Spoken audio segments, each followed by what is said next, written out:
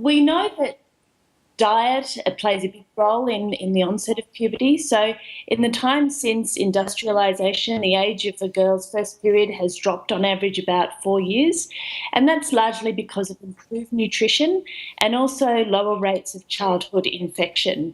But what we're seeing now in Western countries in particular is an obesity epidemic. And we know that there is a link between body fat and the onset of these pubertal hormones. And there's also increasing body of evidence looking at these environmental toxins, the so-called endocrine disruptors that can mimic the role of hormones like estrogen and testosterone in the body. So in short, it's a complex picture, and some of it is still contested, but diet and environment play a big role. And just skimming through some of your research there, stress can have an impact, can't it? Whether it's your parents separating or what your school life is like, even that can help bring about more physical change. Yes, this is a fascinating aspect of puberty.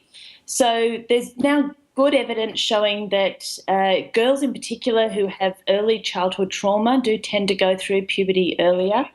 And there's been some recent research also from Melbourne showing that children who grow up in extreme hardship, in poverty, are also more likely to go through puberty earlier.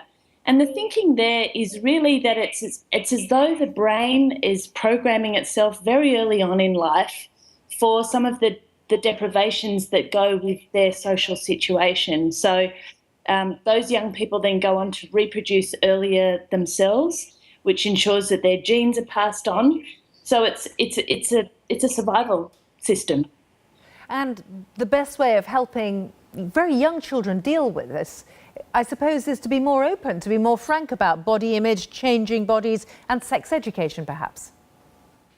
Absolutely. I think earlier and better and compulsory sex education is absolutely the way to go. Here in Australia, we have been too coy and shy about this for too long. And so one of the things I look at in my book is how vital it is that we recognise that puberty is changing and we need to change with it to give kids the best chance of growing into a healthy adulthood. And just very briefly, this obviously isn't an issue that's confined to Australia.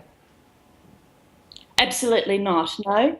There's very good studies, for example, from Copenhagen, looking at earlier onset of breast development in young girls, and there have been similar studies out of the United States as well. It's pretty apparent that most Western countries are experiencing this phenomenon, and that a lot of it is related to those diet and environmental issues that we talked about earlier.